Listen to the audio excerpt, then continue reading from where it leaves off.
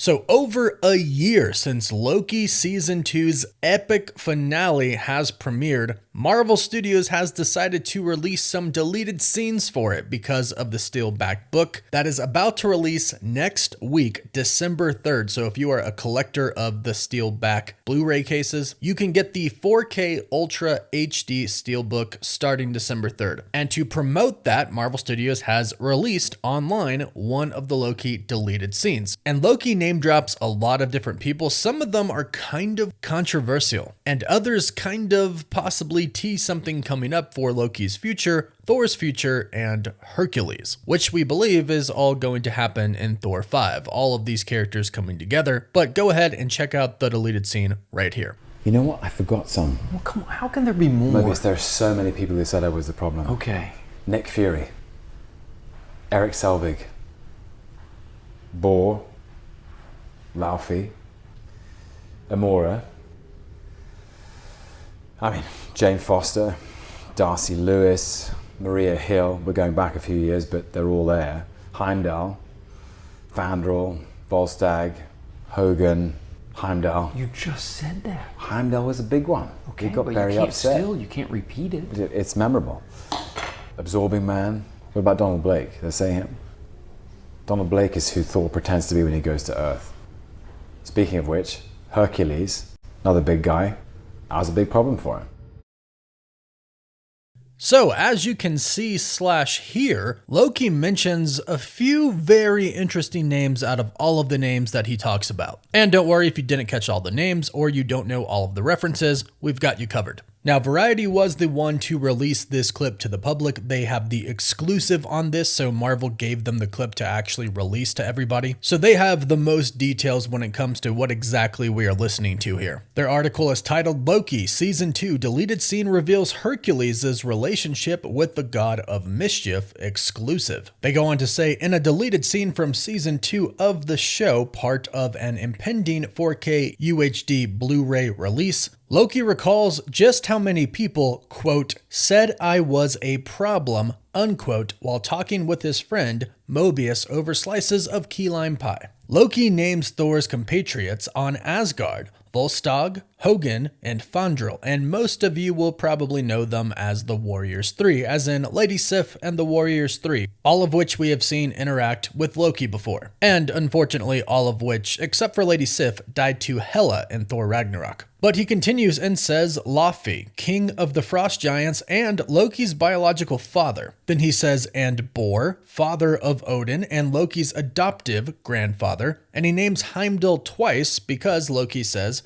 Heimdall was a big one. In which, yeah, that makes sense because if Heimdall could see everything that Loki was up to, then yeah, Heimdall would definitely be a big one for Loki. So he starts off with his Asgard list and then he moves to people from Earth. He lists Thor's girlfriend, Jane Foster. Although since she died in Thor Love and Thunder, I'm not really sure you could still say she's his girlfriend. But most of us should know who Natalie Portman's Jane Foster is. He then lists her scientific colleagues, Eric Selvig and Darcy Lewis. Then he lists Nick Fury, who of course we should all know, Maria Hill, who unfortunately is no longer with us. And then he lists Donald Blake, who he says who Thor pretends to be when he goes to Earth. In which, yeah, kind of, I guess that's the MCU's take on it. That's definitely an oversimplification of how he is in the comics. In the comics, it actually kind of goes down like Thor 1. Donald Blake was sort of the human host created by Odin for his son Thor when he exiled him to Earth. He stripped Thor of his hammer Mjolnir, and he also stripped Thor of his memory. Then he sent him to Earth as Donald Blake, who was a crippled Harvard University medical student. He ended up learning a lot of humility and he ended up taking care of a lot of people. He ended up graduating medical school. He became a physician. He started his own practice. And then after 10 years, Odin planted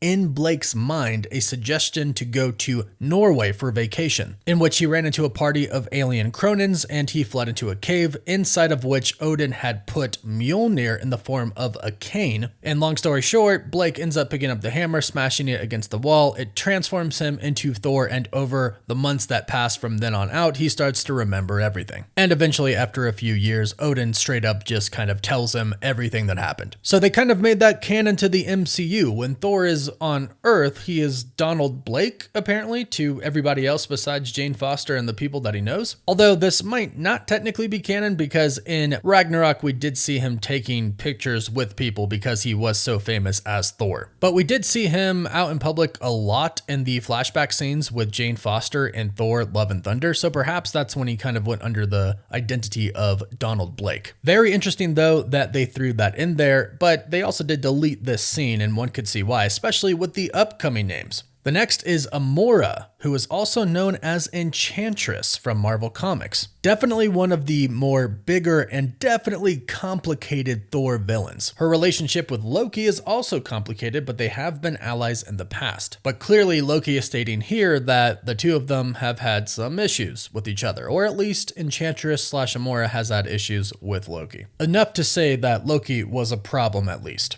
Then we have something for the Agents of S.H.I.E.L.D. fans. We have Absorbing Man, who has a very different origin in the comics than he does in Agents of S.H.I.E.L.D., because in the comics, Loki is actually why he gains his powers. Loki poisons him with an elixir that gives him the ability to transform his body into the quality of anything he touches. In the comics, he was an enemy of sorts to Thor, and he was an ally of sorts to Loki. Again, another ally that sees Loki as a problem, which is really interesting because this is taking place in Loki season 2, when Loki has changed a lot. But it is fun to remember the old mischievous Loki. Loki, the god of mischief. We could probably have like 5 more seasons of Loki just simply going over what he did in the past. I'd definitely be here for it. But last but not least, he talks about Hercules, who was teased in the post-credit scene of Thor: Love and Thunder. Now you have to wonder if this was hinting at some sort of a setup for the next Thor film, because Thor: Love and Thunder came out July 8th of 2022. The finale for Loki season 2 came November 9th of 2023, well over a year after Thor: Love and Thunder, so this might have been put in there specifically to set up that next chapter where Thor would go up against Hercules. And this deleted scene tells us that Loki and Hercules have crossed paths before, enough for Hercules to say that Loki is a problem. So if this is going to kind of be canon, again, it's a deleted scene, so technically not, but if they were planning on making it canon to set up Hercules, Loki might be a reason that Hercules is so prone to fighting Thor. Yes, his father, Zeus, is sending him after Thor, but when he sends him to do that, he's probably a lot more willing to do it because of some things that Loki has told him about Thor as well. Or maybe Thor has run into him in the past. But what's interesting is that in the comics, Thor and Hercules are friends. Hercules is actually good, which is why a lot of people are thinking that at some point in time in the next Thor film, Hercules and Thor will fight, but something will happen and the two of them will end up being on the same team. However, we haven't really heard anything about Thor 5 in a really long time, and we know Marvel Studios has pretty much revealed most of their movies that they're going to have throughout now to the end of the multiverse saga. We kind of only have 1 or 2 spots left for another movie, and we really believe that to be Doctor Strange 3, but